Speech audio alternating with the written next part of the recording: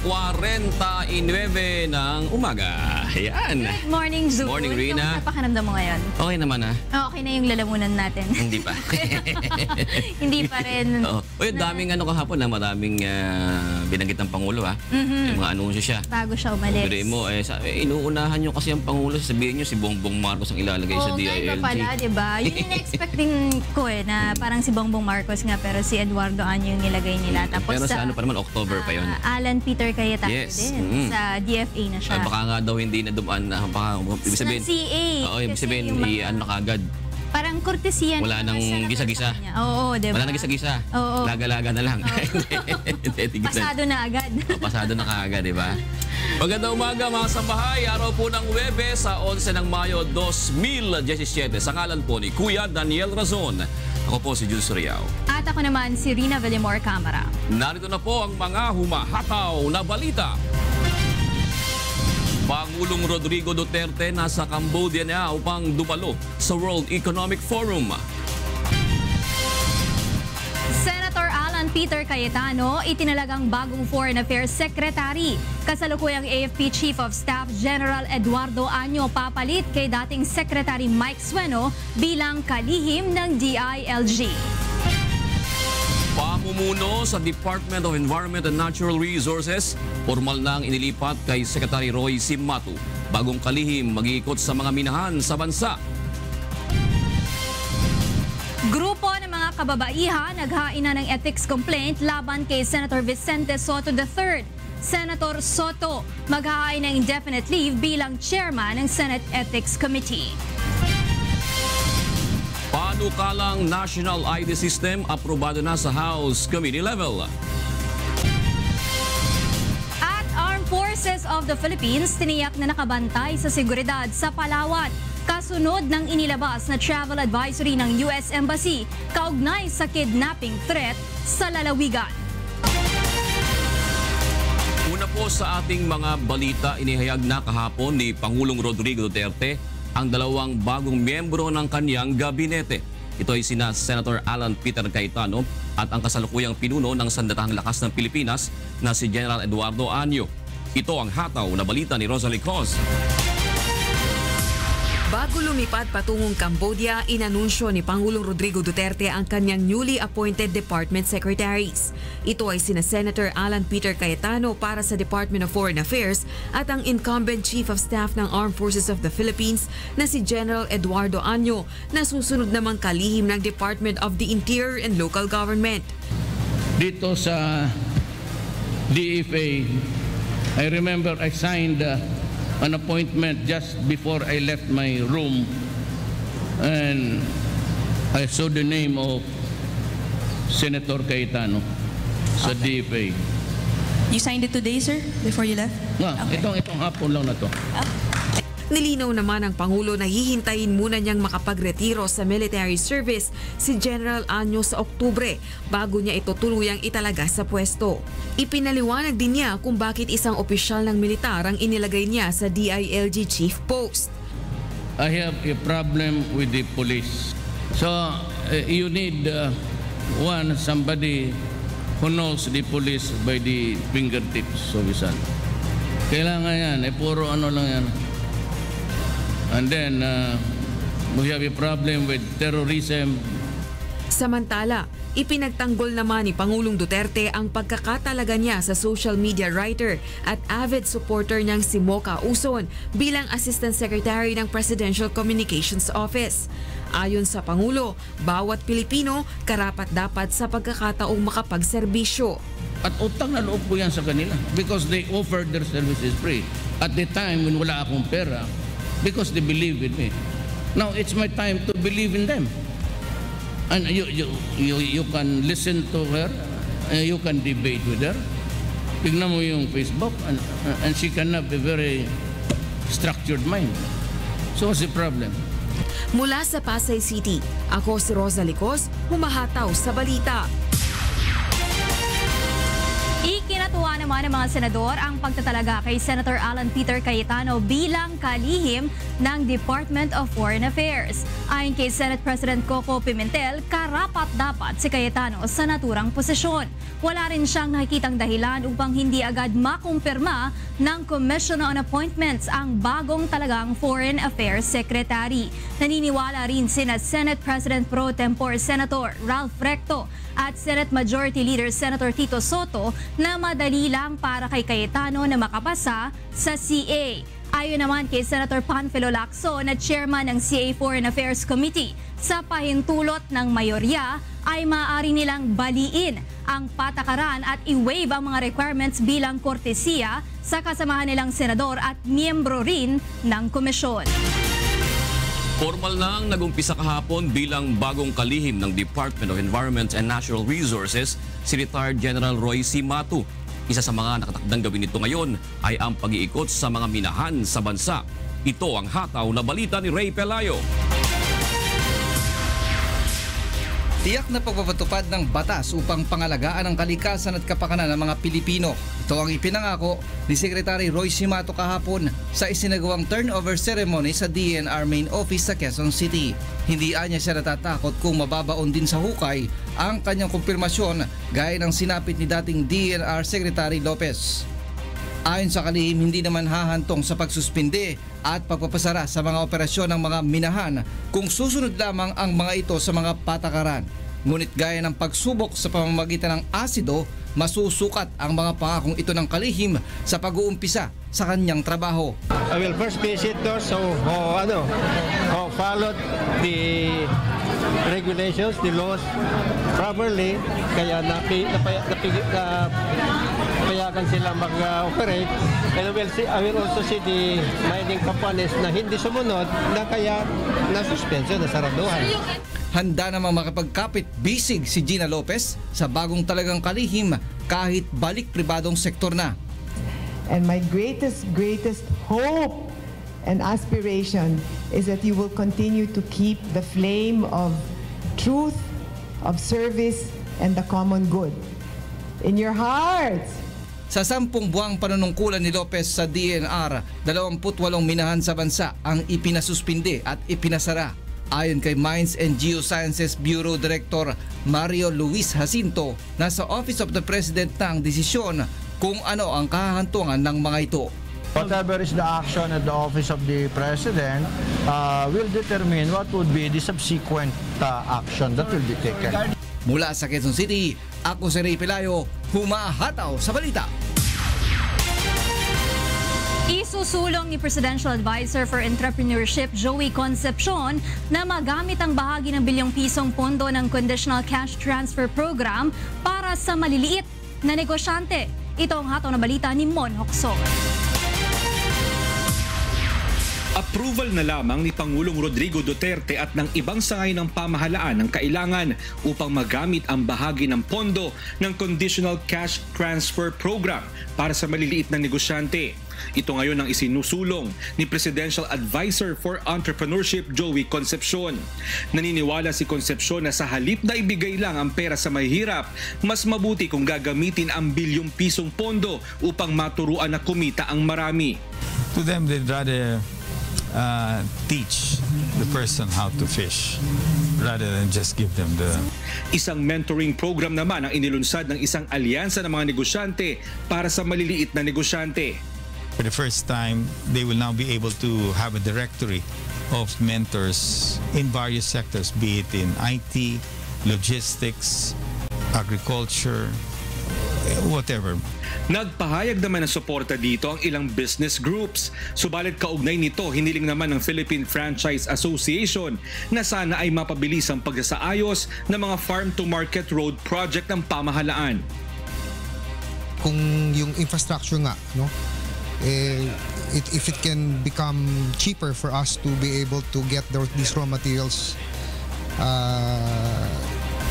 to all these companies, mas malaking tulong sa farmers, no? Kasi the cost of doing production is going to be lower. Mula sa Makati City, ako si Mon Hocson, humahataw sa balita. Umusad na sa mababang kapulungan ng Kongreso ang panukalang pagkakaroon ng National Identification System. Ngunit ilan sa mga mambabatas ay nababahala sa banta nito sa pribadong impormasyon sa buhay ng bawat Pilipino sakaling tuluyan itong maipatupad. Ito ang hataw na balita ni Nel Maribuho. Walang miyembro ng House Committee on Population and Family Relations na tumutol sa pagpapasa ng panukalang pagkakaroon ng Filipino Identification System. Kahapon ay agad itong nakapasa sa committee level. 18 years old pataas ang may mandatong kumuha nito, kasama rin ang mga Pilipino na naninirahan sa ibang bansa. Ang ID number nito ay valid habang buhay. Nakalagay sa ID card ang imprinted photo ng may-ari, pangalan, birthdate, gender, lagda ng holder, serial number na mula sa Philippine Statistics Authority at ilang impormasyon na nasa biometric data. Nababahala naman dito si Bayan Muna Representative Carlos Zarate dahil malinaw anya na pagsalakay ito sa privacy ng isang tao. Maaari umano itong magkaroon ng implikasyon sa seguridad dahil ang may hawak ng database ng PSA ay isang US-based company. Ngunit ayon kay Committee Chairperson Representative Sol Aragones, pinaghandaan na nila ito. Tanging ang PSA lamang ang may karapatan para sa mga impormasyon na kinakailangan dito. Sakaling i-request ng ibang agency ay may mga approval na kinakailangan talaga. Ayon sa Philippine National Police, malaking tulong ang National ID System sa pagsugpo ng kriminalidad. It will help in the campaign against criminality. Having one national ID system for easy identification of any individual. Mula sa Quezon City, ako si Nel Maribuho, humahataw sa balita.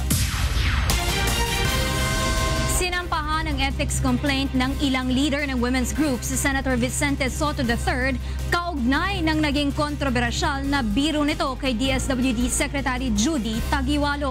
Kaugnay nito, pinai-inhibit ng grupo sa pagdinig sa reklamo ang senador na siya ring chairman ng Senate Ethics Committee. Ito ang hataw na balita ni Joyce Balancho.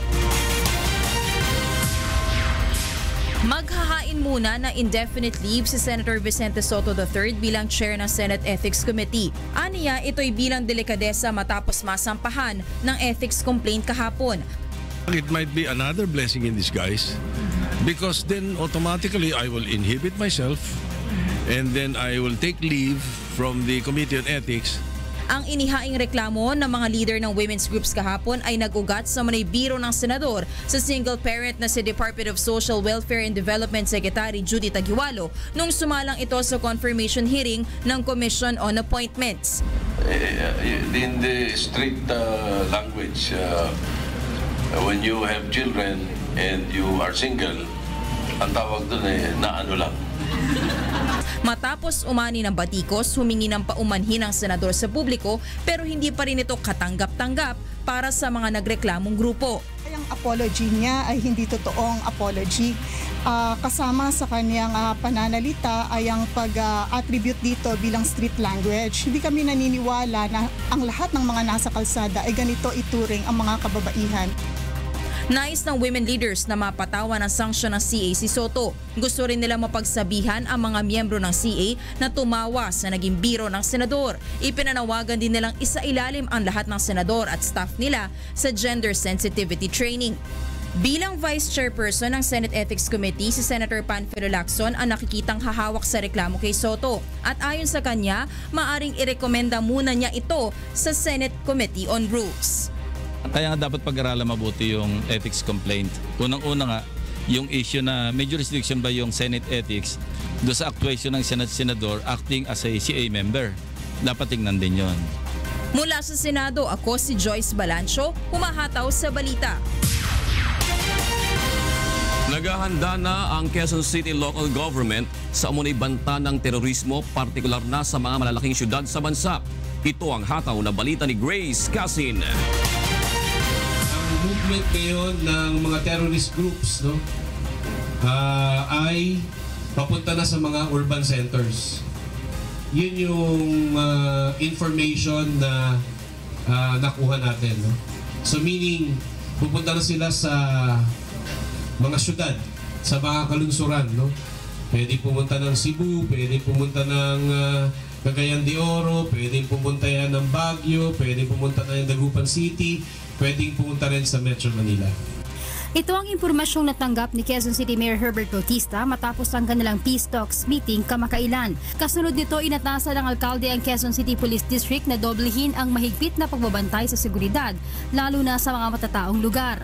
Inaasahang makakatulong din sa security monitoring ang mahigit 200 CCTV camera na i-install sa lungsod. Binigyan na rin ng lokal na pamahalaan ng QCPD ng 12 digital composite sketch appliance upang mas mapadali ang paggawa ng facial composition ng isang suspect. Well, una, magre-recruit yan. May mga terror cells na maaring pwedeng buuin, no? And then at a certain time, pwede na sila i-trigger na kumilos na kayo. We don't know what their plans will be. Pwedeng magpasabog sila dyan. Police visibility, conduct of checkpoints and other beat and mobile patrol. We are coordinating with other group stakeholders in order to address this situation. Mula rito sa Quezon City, ako si Grace Casin, humahataw sa balita. Nilinaw naman ng Armed Forces of the Philippines na wala itong namomonitor na anumang banta ng terorismo sa Palawan Province. Ito ay kasunod ng inilabas na travel advisory ng US Embassy kaugnay ng kidnapping threat sa probinsya. Partikular na pinaiiwasan sa mga US citizens ang Puerto Princesa City at mga lugar malapit sa Puerto Princesa Subterranean River National Park. Tiniyak naman ng AFP Western Command na sapat ang kanilang puwersa na nagbabantay sa lugar. Pinayuhan din ito ang publiko na manatiling kalmado at mapagmatsyag at i-report sa mga otoridad ang anumang mapapansing kahina-hinalang tao o pagkilos. Tinupok ng apoy ang nasa 80 bahay sa isang residential area sa Pasay City kagabi. Isang barangay tanod naman ang nasugatan habang tumutulong sa mga bumbero. Para sa detalye, makibalita tayo kay Asher Cadapan Jr. live. Yes, Asher, go ahead. Yes, Rina, tinatayang 120 pamilya ang nawalan ng tahanan matapos masunog ang kanilang bahay sa Barangay 197 sa Pasay City bandang alas 7 kagabi. Dahil sa malakas na hangin at dikit-dikit ang mga bahay na pawang gawa sa light materials ay mabilis na kumalat ang apoy. Ayon sa ilang saksi, nagsimula ang apoy sa bahay ng nagngangalang Helen de Miao. Tumagal ang sunog ng mahigit 3 oras at idineklara ng Bureau of Fire Protection na kontrolado na pasado alas 10 ng gabi. Medyo mahirap kasi crowded yung area and yung pagpasok natin is maliitan yung mga iskinita. Pero okay lang din kasi maraming nag-respond din ng mga fire trucks natin, lalo-lalo sa mga volunteers natin po. Nasa 80 bahay ang tinupok ng apoy na tinatayang aabot sa 150,000 piso ang halaga ng mga napinsalang ari-arian. Isa namang barangay tanod ang naiulat na nasugatan matapos makatapak ng bubog sa lugar habang tumutulong sa mga bumbero. Rina, binuksan nga itong covered court dito sa may katabing barangay kung saan nag-set up ng tent ang lokal na pamahalaan upang pansamantalang matuluyan ng mga apektadong residente. Mula dito sa Pasay City, ako si Asher Cadapan Jr., humahataw sa balita. Ito na po tayo sa ating mga kasama sa Radio La Verdad 1350 sa Huntahan with Dr. G. Beth at Jocas, good morning! Good morning, June at Rina! Uy, Thursday, kompleto kayo. Araw-araw naman. Nakakilap. Tita Rina, peace be upon you. Affected? Parang naalala na. Peace be upon you. Parang nangaano ka eh. Nangaano ka, Tita Rina eh. Napansin ko lang. Nangaanyo pala, nangaanyo ka eh. Nangaano ka eh. Nangaano ka.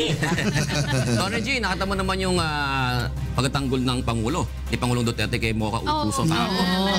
Babati ko sa kanya. Kahit naka-shorts ka pa o naka-bra pa. Pwede ka bang Pangulo pa nga daw eh. Para sa ating Pangulo, nung panahon daw siya na walang-wala, walang sumusuporta sa kanya, naandun itong mga taong ito. So, dati tumulong sa kanya, bakit hindi naman niya ngayon babayaran yung pagkakatang ang sinabi pa niya, qualified naman. Sabi niya, qualified talaga. Why? There's nothing wrong with the woman or the girl. She's bright. She's articulate, and if it is just a matter of dancing, she was not dancing naked. Yun ang sabi ng Pangulo. Wala naman daw akong batas na nagbabawal mag-appoint ng mga... Wala namang mga babae. Wala mga dating dancer, ibig sabihin. Yeah, pero in fairness, matalino si Madam Mocha. Tsaka doon ka naman susukatin, di ba, doon sa abilidad mo, doon sa posisyon mo, di ba, Attorney G? Oo. At saka, June, hindi ba, Rina? Yan kasi minsan, napaka-mapanghusga natin. Minsan, kung sino pa yung hinuhusga, yung pa pala yung effective. Ako, naniniwala ako. Nag-excel talaga minsan, di ba? Effective siya, alam mo kung yung bakit? 4 million pa naman yung... Ako nga, wala akong one na tagahanga yata sa... Wala akong... Hindi, pero 4 million pa naman yung followers niya. Very powerful lahat ng mga i-tweet niya sa social media. Pinapansin, di ba? Pinapansin, may mga nag-react sa kanya, meron din sumasang-ayon. Pagka kasi ikaw ay naglagay halimbawa sa social media ng isang nag-tweet ka, pagkatapos hindi wala nag-react, wala ka ng kwenta. Ito kasi ang dami kasing sumasagot, ang daming nagbibigay ng comment. Ang ganda pa naman ng pangalan, ano? Margot. At saka siguro tama rin na mayroon nakatutok June at saka Rina doon sa social media, kasi social media revolution tayo, para magkaroon ng proper connect. Ang tinatawag na yung generational gap mawala, kasi alam mo naman kung sino gumagamit talaga ngayon ng social media, yung mga kabataan. So yung Pangulo, yung administrasyong ito, makakonect talaga doon sa kabataan at doon sa mga kababayan natin na gumagamit ng media ngayon. Ika-relate. Diba? True mo ka usap. Attorney, paano naman yung proseso ng gagawin kay Senator Alan Peter Cayetano? Yung acclamation ba tawag doon, Attorney G? Oo, kasi June at saka Rina, dyan kasi sa commission on appointment, meron silang... Sa atin, dati na tayong galing dyan. Alam mo, nabypass itong dalawa. Alam mo, kasi dyan meron silang tinatawag na unwritten tradition, at saka tradition, na kapag i-confirm ay dating miyembro ng House of Representatives o ng Senado, wala nang mga tanong-tanungan na... Hindi na pahihirap. Wala nang, kita nyo si Villar. Na nila, di ba? Yes, correct. Nagtataka lang ako. Nagtataka lang ako bakit si Paeng Mariano hanggang ngayon hindi kino-confirm. Oo nga, no? Dating congressman yun eh. Medyo may kaibahan. Tsaka hindi man lang sila member din ng CA. Ano yan, Jun eh, sastre kon sastre, barbero kun barbero, di ba? So, pag dati kang mananahi, libre ka na rin sa kunyari sa akin magpapay. Libre na rin. Parang ethics, no? Barbero ka titabi. Napagupit ka sa akin, barbero ako. Hindi kita siya. May isa pang question, Attorney G. May isa pang question, June. Kasi sino daw, papalitan daw ba si Senator Alan Peter Cayetano dun sa Senate? Bakante yun. Just leave it blank. Wala sa ating saligang batas. Okay. Mag-special election. Special elections, tama. If at all, pero magastos yan. Para lang sa isang tao, isang seat. Pero sa panahon din ni Pinoy before, di ba? They just left it. Pero Attorney G, halimbawa kung sakasakali naman Attorney G na halimbawa ayaw niya na doon sa pwesto niya bilang kalihim, babalik ka sa Senado, pwede po ba yan? Hindi na pwede.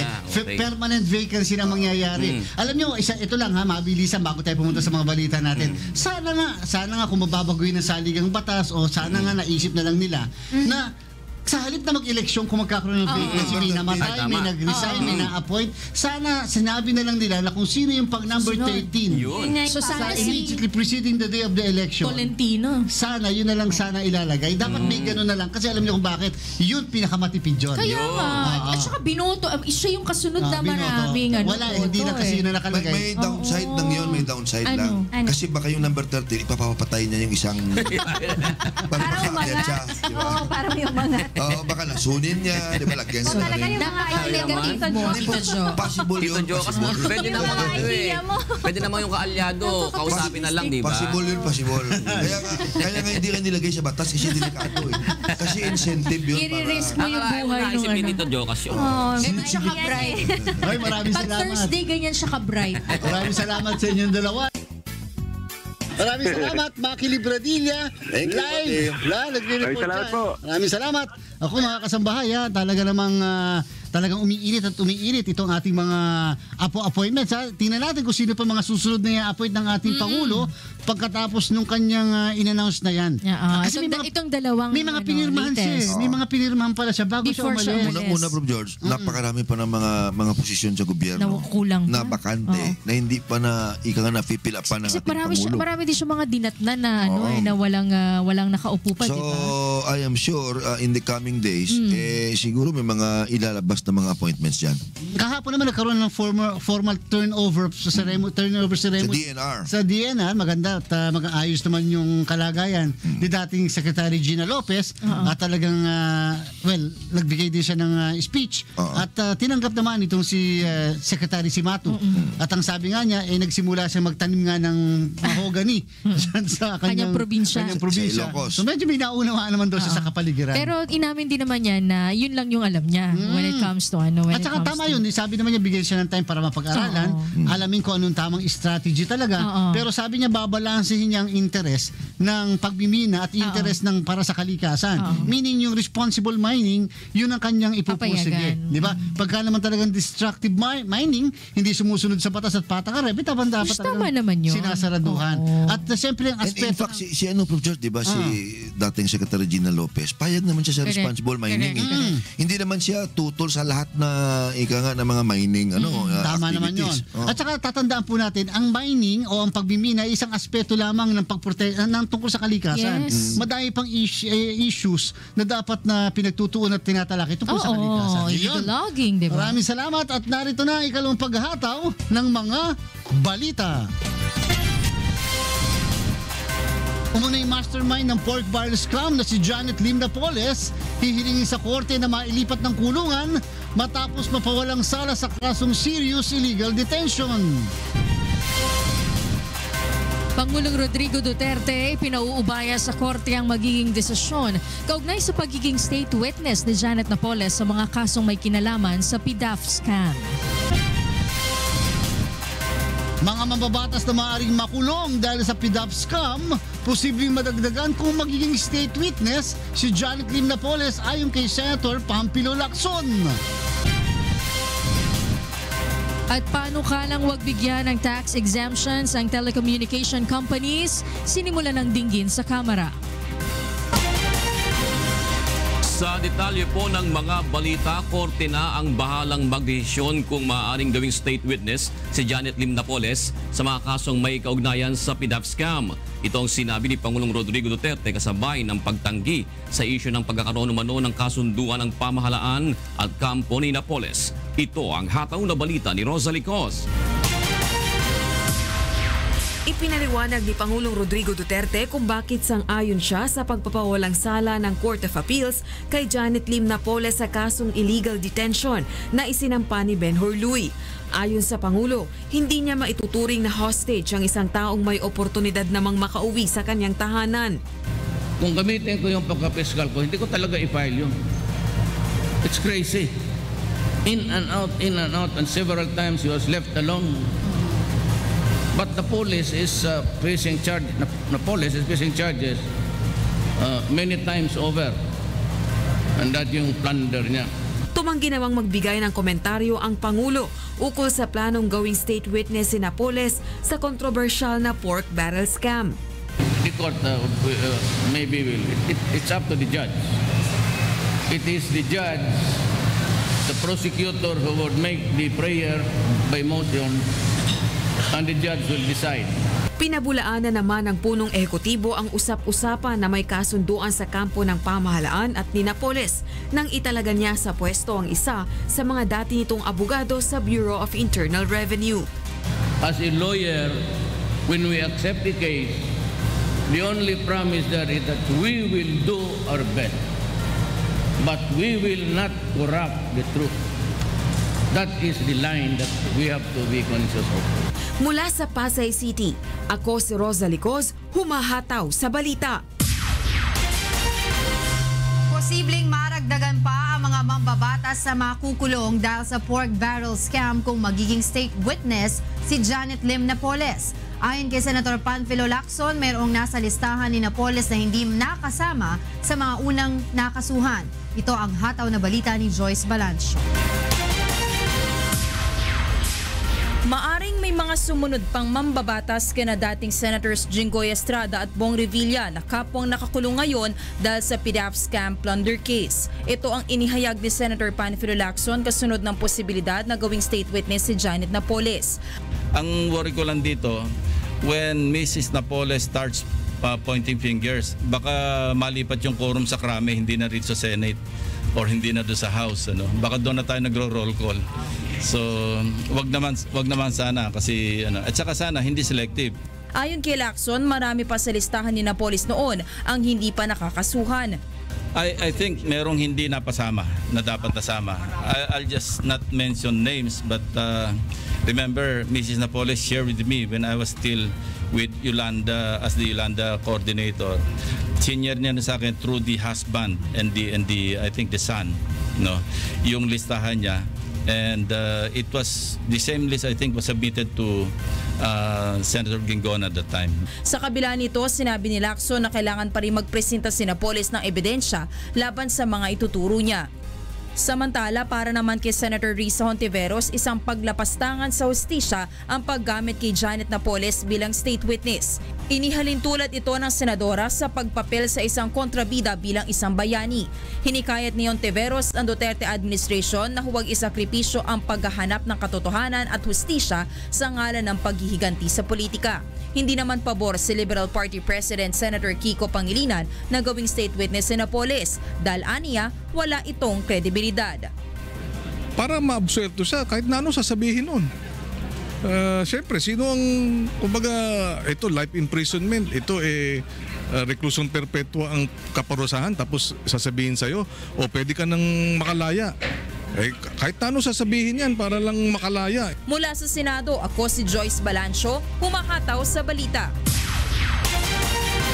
Hihilingin ng mga abogado ng umunoy pork barrel scam queen Janet Lim Napoles na mailipat ito ng ibang kulungan matapos mapawalang sala sa kasong serious illegal detention. Ito ang hataw na balita ni Mon Locson.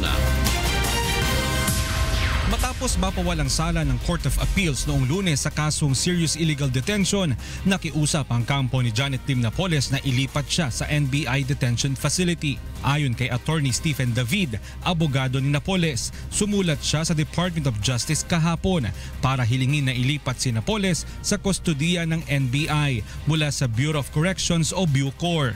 Maghahain rin sila ng isang manifestation sa Sandigan Bayan dahil ito ang may jurisdiction ngayon kung saan dapat dalhin si Napoles. Kung pwede lang, request lang naman Kung pwede madala siya sa NBI para sa security. Hindi na, kasi acquitted siya Doon lang yan sa mga convicted prisoners yan Sa 5 kaso na inihain laban kay Napoles, 2 lamang ang napagbigyan na siya ay makapagpiyansa. Habang ang 3 plunder case na sangkot ang 3 senador ay hindi pinayagan ng Sandigan Bayan. Pinag-iisipan na ng kampo ni Napoles ang iba pang legal remedy upang mapayagan ito ng graft court na makapag-bail.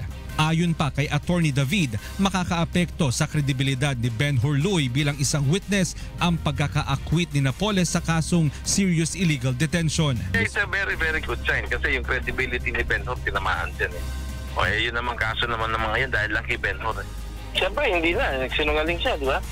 Sabi niya, na-detain siya. Sabi ng court, di naman.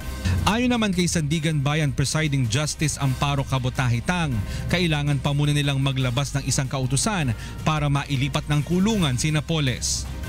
Ako si Mon Locson, humahataw sa balita. Sinimula ng talakayin ng House Committee on Ways and Means ang panukalang patawan ng franchise tax ang mga telecommunications company sa bansa, kasabay ng planong tanggalin rin ang mga ito ng tax exemptions. Ito ang hataw na balita ni Nel Maribuho. Walang dahilan ng mga telecommunications company na ipasa sa mga consumer ang dagdag na buwis sakaling maisabatas ang panukalang franchise tax. Ayon sa isa sa mga may akda ng panukala na sina Votas Representative Toby Chanco, dapat na mabigyan ng dagdag na kapangyarihan ng National Telecommunications Commission upang mabantayan ang posibleng hakbang na ito ng telcos. Because why will you pass on the franchise tax when the privilege is given to the telco? It is not given to your consumer. Halos 23 billion pesos ang madadagdag sa kaban ng bayan kung maipapasa ng tuluyan ng franchise tax. Batay sa 2 panukalang batas na isinusulong sa lower house, papatawan ng 3 o hanggang 8% na franchise tax ang telcos mula sa kanilang gross sales. Ayon sa Department of Finance, hindi naman maaaring maikonsidera ito na double taxation. For granting a franchise, that is not defining it as a sales tax, and that may constitute no double taxation. Naging question rin sa mga mambabatas kung papaano sinisiyasat ng Bureau of Internal Revenue ang buong kita ng mga telcos. Kasi yung billings po syempre sa services po, but when they buy cards, meron po yung OR. So kasama po yun na chine-check ni BIR during audit. Meron bang nagbibigay ng OR? Subukan natin bumili ng SIM card sa tindahan kung merong OR. Kasabay ng panukalang franchise tax, isinusulong rin na tanggalan ng tax exemption sa mga telco, partikular na ang kanilang tax-free sa importations at iba pang insentibo na ibinibigay ng local at provincial government. Mula sa Quezon City, ako si Nel Maribuhok, humahataw sa balita. Muling nadagdagan ang mga barko ng Philippine Navy na magagamit sa amphibious operations at sea lift operations sa pagdating ng BRP Davao del Sur. Ngunit ayon sa commander ng Philippine Fleet, pangunahin itong gagamitin sa humanitarian assistance at disaster response. Ito ang hataw na balita ni Leslie Longbo. Nagsagawa kahapon ng welcome ceremony ang Philippine Navy sa bago nitong amphibious landing dock, ang BRP Davao del Sur. Mula sa Surabaya, Indonesia, dumating ito sa South Harbor, Manila noong Lunes. Sakay nito ang mahigit 100 tauhan ng hukbong dagat sa pangunguna ni First Commanding Officer Captain Richard Gonzaga. Kasama rin ang ilang kinatawan mula sa PT PAL Indonesia. Of course, we want make long-term cooperation between PT PAL and Philippine Navy, even between Indonesia and Philippine country. We are very close country. Ayon kay Philippine Fleet Commander Rear Admiral Gaudencio Collado Jr., kabilang sa mga kakayahan ng barko ay ang pagsasagawa ng amphibious operations, sea lift operations at iba pa. Ngunit pangunahin itong makatutulong sa humanitarian assistance at disaster response. Hindi po ganito yung dati nating barko. But with this inventory, we can have that assurance if ever there's a calamity that we are not asking for that, but we have now something to use or utilize during HCDR. Ang pamunuan naman ng AFP ang bahalang magdesisyon kung gagamitin ang barko para sa territorial defense. As far as other mission, we just wait for any higher headquarters directive. That's it. Ang BRP Davao del Sur ang ikalawang strategic sea lift vessel ng Philippine Navy bukod sa BRP Tarlac.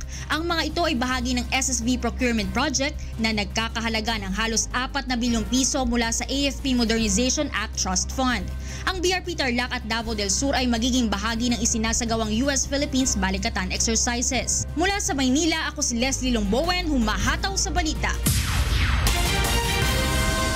Na-turn over na sa Philippine Air Force ang dalawang bagong FA-50 fighter jet mula sa bansang South Korea kahapon. Ito ang hatong na balita ni Asher Kadapan Jr. Formal lang tinanggap ng Philippine Air Force ang karagdagang dalawang FA-50PH fighter jet mula sa bansang South Korea. April 20 pa lumapag sa Clark Air Base ang fighter jets na may tail number na 009 at 010. Ito na ang ikalimang batch ng fighter aircraft na dumating sa bansa mula sa kumpanyang Korean Aerospace Industries. Yung FA-50 lumabas siya na pinakamataas doon sa assessment namin sa lahat ng mga lead-in fighter training aircraft. Number 1, supersonic siya. Number 2, meron siyang radar.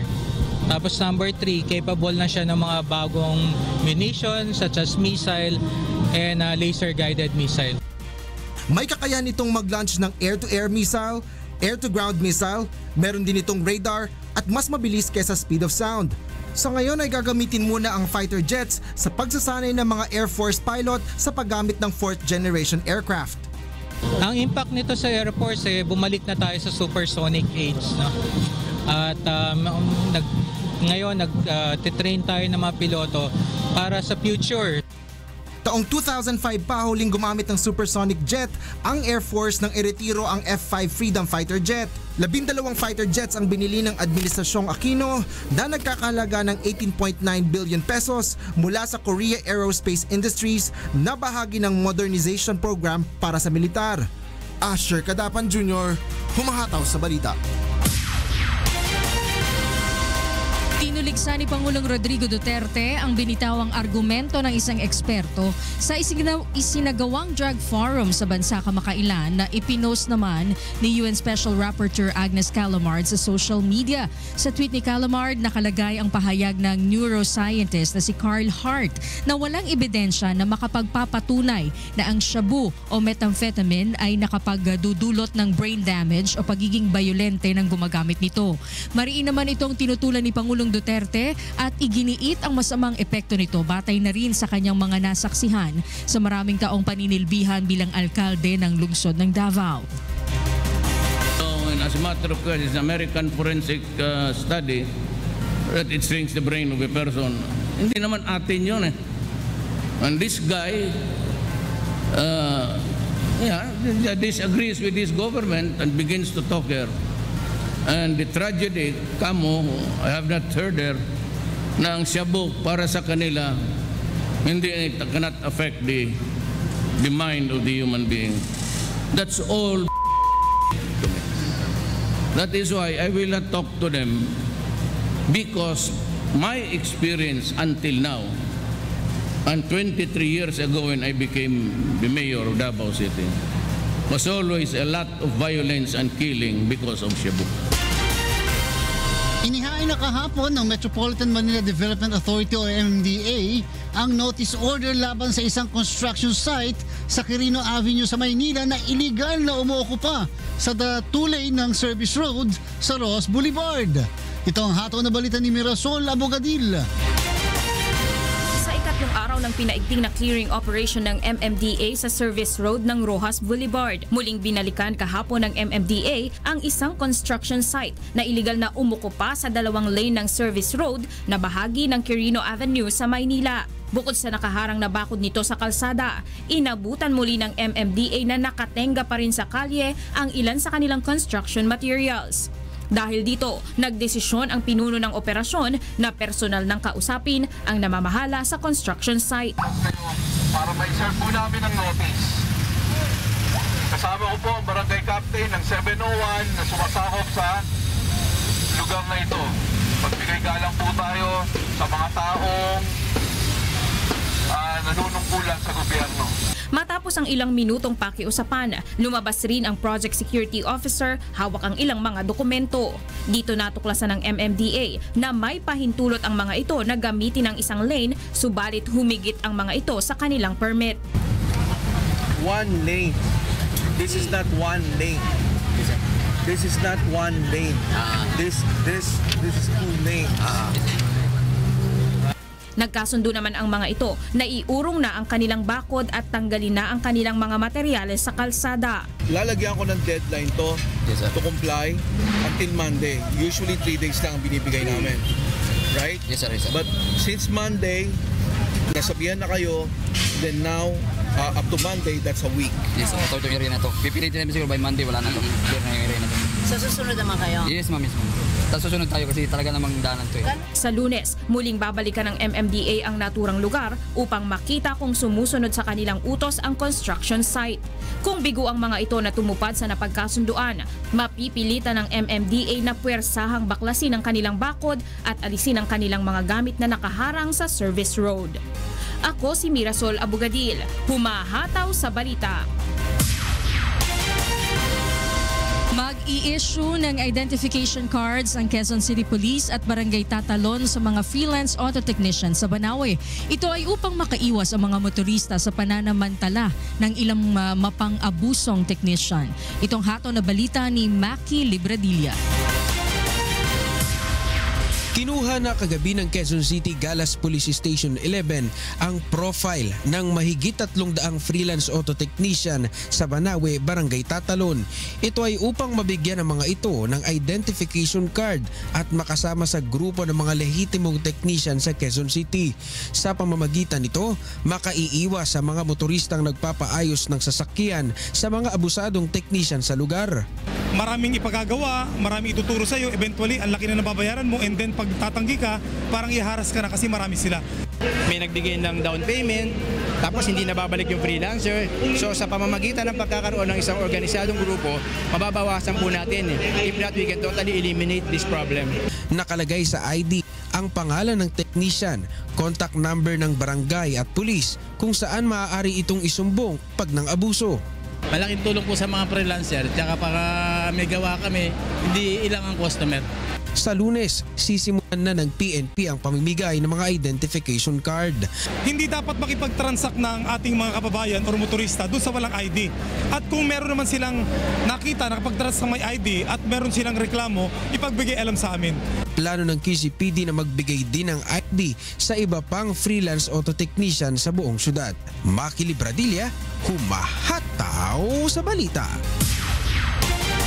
Power to reenact the budget. President. Hindi katulad sa Estados Unidos, kapag walang agreement with anyone, shut down. Yes. Kaya dito, kapag reenacted, may pondo ang Pangulo, di syempre lahat ng kwan. Maski mag-shutdown tayo, wala. May budget ang Pangulo. Kaya nga. Ano lang, pa rin. Ang mangyayari, ano lang, ano ba yung term dyan na Kong, yung reinstated yung budget. Gano'n lang. Kaya hindi pa rin gano'n nagiging effective. Yes. Ayun, ako mga kasabay. At ito may text tayo si Cypher ng Los Baños, Laguna. Di po ba meron ding single parent na lalaki? Tama. Totoo naman. Totoo yun. Totoo po yan. Kasi nga po pinag-uusapan namin kanina yung tungkol sa mga single parents na at least ngayon, dahil sa nangyari din naman, yun naman yung positive side of it. Dahil sa nangyari dito kay Senator Tito Soto, nagkaroon ng attention ngayon yung mga single parents na kahit paano may batas tayo pero maaari may pagbabago nga na kinakailangan gawin. In short, George, maaaring magkaroon ng mga discounts ng mga solo parent on certain items. Ayun. Mga kasabay, maraming salamat po. Pansamantala po kami nagpapaalam sa huntahan. Ako po si Atty. George Chawin Garcia. Ako si Beth Santiago. At ako naman si Jose Castigador Jr. Maraming salamat at magandang umaga po sa inyo lahat. Thanks, Kong. Yes, magandang umaga po sa inyo lahat. Susunod na ikat ng paghahataw ng mga balita kasama sina June at Monica sa Good Morning Kuya. Maraming salamat, Atty. G, at sa ating mga kasamahan sa huntahan. Good day sa inyong lahat. Magandang umaga naman sa ating mga kasambahay. Ngayon po ay araw ng Huwebes, May 11, 2017. Tayo po ay sabayang napapakinggan sa Radio La Verdad 1350. Totoong balita, tunay na kalinga para sa kapwa. Narito na po ang mga humahataw na balita. Pangulong Rodrigo Duterte nasa Cambodia na upang dumalo sa World Economic Forum. Dutertenomics, ilalahad ng Philippine delegation sa international community. Paglipat ng ilang Liberal Party members sa PDP laban, walang kaugnayan sa impeachment complaint laban kay Pangulong Duterte ayon kay House Speaker Pantaleon Alvarez. Commission on Human Rights hiniling sa Ombudsman na makasuhan ng ilang opisyal ng Manila Police District kaugnay ng nadiskubreng secret cell.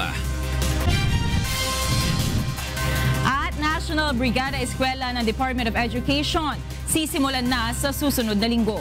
Paaralan at lokal na pamahalaan na magsisilbing inspirasyon sa komunidad, paparangalan ng DepEd. Sa detalye po ng mga balita, ilalahad ng delegasyon ng Pilipinas ang infrastructure programs ng bansa sa dadaluhang World Economic Forum sa Cambodia. Layo nito na maipromote ang ating ekonomiya at makahikayat ng mas maraming investor sa bansa. Ito ang hataw na balita ni Rosa Licos. Mag-aalas 6 kagabi sa Cambodia nang dumating si Pangulong Rodrigo Duterte kasama ang kanyang delegasyon upang dumalo sa 2-day World Economic Forum. Dito ilulunsad ng Duterte administration ang Build, Build, Build Infrastructure Plan nito. Ito ang unang pagkakataon na ipepresenta ang programang pang-infrastruktura ng Philippine government sa international community. It will be the first launch internationally of the Build, Build, Build program, otherwise known as Dutertenomics, and announcing it to investors as well as to the international media. Magkakaroon din ng pagkakataon ang Pangulo na makaharap ang ibang heads of state and government, top chief executive officers ng private companies at regional stakeholders sa magkakaibang sesyon ng World Economic Forum sa Cambodia mamayang hapon. Layo nitong maipromote ang ekonomiya ng Pilipinas para makahikayat ng mas maraming mamumuhunan sa bansa. In my engagements, I shall observe and expect full respect for sovereign equality. Only by doing so will we be able to advance our national interest and collectively push with our partners efforts to sustain growth security, and stability in the region. Sa May 16 na, inaasahang makabalik ng Pilipinas si Pangulong Duterte dahil magtutungo pa ito sa Hong Kong para bisitahin ang Filipino community doon. Magtutungo rin siya sa China para dumalo sa Belt and Road Forum for International Cooperation na dadaluhan ng 28 heads of state and government. Kasama ni Pangulong Duterte sa biyahe ang kanyang mag-ina na si Hanilet Avancenia at si Kitty Veronica. Ako si Rosa Licoz, humahataw sa balita. Nilinaw ni House Speaker Pantaleon Alvarez na walang kaugnayan sa inihaing impeachment complaint laban kay Pangulong Rodrigo Duterte ang paglipat ng ilang miyembro ng Liberal Party sa ruling party. Ito ang hataw na balita ni Nel Maribuhok. 5 miyembro ng Liberal Party sa mababang kapulungan ng Kongreso ang lumipat na sa partido ni Pangulong Rodrigo Duterte na Partido Demokratiko Pilipino Lakas ng Bayan o PDP Laban. Kabilang na sina Representatives Ansarudin Adyong, Nancy Catamco, Geraldine Roman, Alfred Vargas at Winnie Castelo.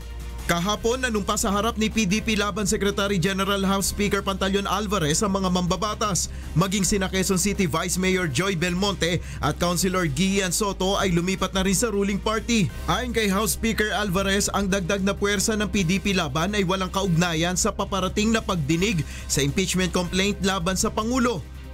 Wala namang kinalaman ito doon. Ang magandang mensahe dito siguro na lalong dumadami yung sumusuporta sa ating presidente. No, as a political party, it is always good news if your party is expanding. Ang ano ko lang is we get quality members, and since these are members of Congress, these are people who have the mandate of their constituents. So definitely they are political powerhouses in their respective areas. Sinabi naman ni LP Secretary General Kit Belmonte, nagpaalam naman sa partido ang mga mambabatas. End of the day, may local concerns ka at saka mahirap talaga maging LP sa panahon nito. Dahil dito sa 292 na miyembro ng Kamara, 121 dito ay PDP Laban at 28 naman ang LP members. Mula sa Quezon City, ako si Nel Maribuhok, humahataw sa balita. Hiniling ng Commission on Human Rights sa Office of the Ombudsman na makasuhan ang mga sangkot na opisyal ng PNP kaugnay ng natuklasang secret cell sa isang presinto sa Maynila. Ito ang hataw na balita ni Mon Hocson. Isang report kaugnay ng secret detention cell na natagpuan sa Manila Police District Station 1 ang isinumite ng Commission on Human Rights sa Office of the Ombudsman. Nakapaloob dito ang reklamo at rekomendasyon upang makasuhan ng mga opisyal na sangkot sa pagkakaroon ng hidden cell sa police station. Umaasa ang CHR na makakakita ng probable cause ang Ombudsman upang masampahan ng kasong kriminal at administratibo ang mga sangkot na pulis.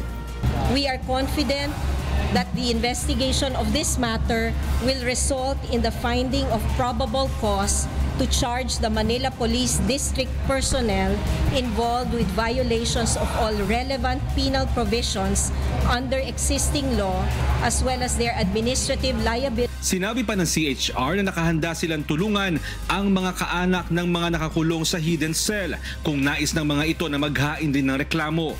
Umaasa ang komisyon na makikiisa ang PNP upang mabigyang linaw ang issue. We hope that the PNP will fully cooperate with the CHR and the Office of the Ombudsman in holding the erring police officers accountable for their actions and lapses that have violated their mandate and motto to serve and protect. Una nang sinabi ng pamunuan ng PNP na titiyakin nilang mananagot ang mga opisyal na sangkot sa kontrobersyal na secret jail. Mula sa Office of the Ombudsman, ako si Mon Hocson, humahataw sa balita.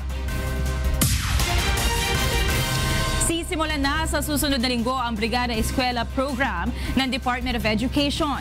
At sa unang pagkakataon, paparangalan ng kagawaran ang natatanging paaralan at ang lokal na pamahalaan na magsisilbing inspirasyon sa pamayanan dahil sa suportang ipagkakaloob sa taunang bayanihan. Ito ang hataw na balita ni Mirasol Labugadil. Kada Kada taon ay lalong nadaragdagan ang mga kababayan nating sumusuporta sa Brigada Eskwela program ng Department of Education. Sa tala ng kagawaran, noong nakaraang taon ay halos 3 milyong volunteers ang nadagdag sa dating 8.8 million na nakiisa sa Brigada Eskwela 2015. Noong taong 2016 din, umabot sa 7.2 billion pesos ang kabuuang halaga ng nakuhang donasyon ng DepEd para sa pagsasaayos ng mga silid-aralan ng mga pampublikong paaralan. Kaya naman sa unang pagkakataon sa kasaysayan ng Brigada Eskwela, pararangalan ng DepEd ang paaralan na may pinakamagandang performance hindi lamang sa Brigada Eskwela Week kundi sa buong taon. Ang konsepto ng partnership, yung konsepto ng pagtutulungan para maging maayos ang ating paaralan ay hindi po dapat nagaganap 1, 2 o 3 linggo bago po magsimula ang pasukan at matatapos pagkatapos po ng 1 linggo. Ito po dapat ay nangyari buong taon. Bukod dito, gagawaran naman ng DepEd ng Brigada Eskwela Seal of Excellence Award ang lokal na pamahalaan na magsisilbing inspirasyon sa iba pang local government unit. Halimbawa, sa iba pang mga pamahalang lokal when it comes to partnership with DepEd, when it comes to partnership with our children, with our schools to ensure the delivery of quality basic education. Hinihikayat naman ng DepEd ang lahat na makiisa sa paglulunsad ng National Brigada Eskwela Week sa Lunes, May 15. Pangungunahan ng programa ng Ramon Duterte High School sa lalawigan ng Cebu. Tatagal ang Brigada Eskwela hanggang sa araw ng Sabado. Ako si Mirasol Abugadil, humahataw sa balita. Alamin naman natin ang mga balita sa iba't ibang panig ng bansa sa ating Balitang Promdi. Mula po sa Calamba, Laguna, alamin natin kay Sherwin Kulubong ang mga balita sa Luzon. Magandang umaga, Sherwin.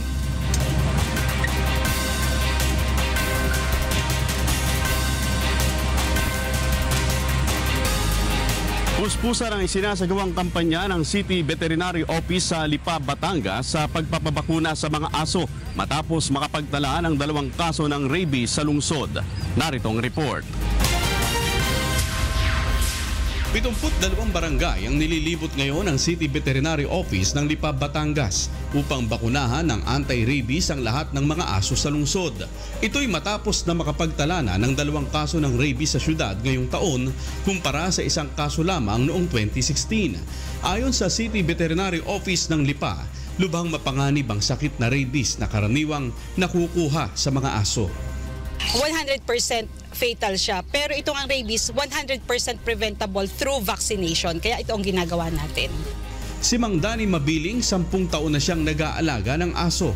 Mayroon siyang 30 iba't ibang klase ng aso na pinabakunahan bago ibenta. Ang sa anti-rabies po, kagaya po niyan, di malaking bagay ho yan. Kung makakagat, hindi ganun ka-epekto sa mga tao. Na siyempre pag nakagat, bigay kapagamot tayo, natatakot tayo dahil baka ito ay may kon sa ating katawan.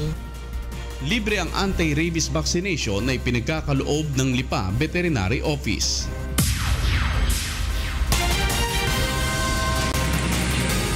At yan ang mga balitang nakalap sa Luzon. Balik sa iyo, June. Maraming salamat, Sherwin Kulubong, live mula sa Laguna. Para naman po sa Visayas Region, mga balita po dyan, nasa Cebu City, si Deb Riveral. May buntag, Deb. Yes, daghang salamat, June. Ug may buntag sa atong mga kasangbahay. Aniana ang mga balita, gikan sa nagalain-laing bahin sa Visayas. Nagpahigayon gahapon ang pipila ka mga sakop sa Danao Police Office o Bureau of Jail Management and Penology sa Danao ug mangrove planting activities sa Barangay Dunggoan. Matod sa PCR Danao, apil kini sa kampanya sa gobyerno sa pag-atiman sa kinaiyahan. Tumong sa mangrove planting nga mahatagan og breeding ground ang mga isda ug uban pang mga abot sa kadagatan aron managhan kini ug mapahimuslan sa mga mananagat sa lugar. Sa laing bahin, gidakop sa mga pulis ang usa ka barangay captain sa Cebu human kini makuhai og dili lisensyado nga pusil ug gibana-banang nagkantidad og 300,000 pesos nga gituuhang shabu. Ani ang report ni Gladys Tuwabi. Gahom sa search warrant nga gipagawas sa Regional Trial Court Branch 25. Kisiksik sa Provincial Intelligence Branch o PIB sa Cebu Police Provincial Office. Ang balay sa kapitan sa Barangay Tupas, Ronda, Cebu gahapon. Sigon sa mga pulis, nakadawat sila og reklamo gikan sa pipila ka mga residente sa Barangay Tupas tungod sa pagpabuto ni Kapitan Eugene Meñeza sa pusil og pagsamok-samok. Nakadawat sab sila og impormasyon nga nagsupply kini og ginadiling droga sa ilang munisipyo. Merong rumors na nakarating sa amin, binabalidate namin yan pero wala kaming proof na involved talaga siya. So ngayon lang namin napatunayan na involved siya kasi nakuhaan natin, nakita niyo naman. Nakuha sa balay sa suspect ang usa ka kalibre 45 nga pusil, gun silencer o gibana-banang anaa sa 22 ka gramo nga gituuhang shabu nga nagkantidad og 390,000 pesos. Kikatakda nga mo pailam si Meñeza sa drug tests. Hindi namin siya nanuhan kung anong level siya kasi nga wala kaming proof talaga na yung sa big up namin na involved talaga. Sabi actually rumors lang yun. Ngayon nga lang natin napatunayan na involved talaga siya kasi nakita natin yung ebidensya nakuha, hindi natin ma-deny yun na sa dami na yon. Gikan sa Cebu, ako si Gladys Tuwabi, humahataw sa balita. O kana ang mga balita na atong nakuha dinhi sa rehiyon sa Kabisayan. Gikan dinhi sa Cebu City, balik din sa inyo, June. Daghang salamat, Deb Riveral. At mula naman sa Zamboanga City, makibalita tayo kay Dante Amento. Buenos dias, Dante. Muchas gracias, June. Buenos dias, magakasang bahay. Takial maganutisya na Rehiyon de Mindanao. Al llega este día aquí en la ciudad de Zamboanga el 300 Magacadete del Philippine Military Academy. Parte este na diil annual PMA Southern Cruise o Tour. Antes el maga-expectao actividades para na diil Southern Cruise. Man courtesy call estos con el Westmencom Comandante Lieutenant General Carlito Galvez Jr. A la 1 del tarde ay anda también el Magacadete na City Hall para encontrar con el Maga-oficiales local. Mientras mañana tarde ay tiene interacción el Magacadete na Maga-estudyante na Westmencom Gym y siguiente de ese el Silent Drill na Westmencom Parade Ground.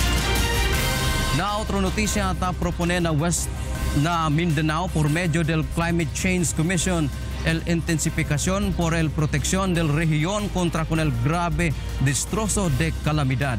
Take el reporte Janice Inhente.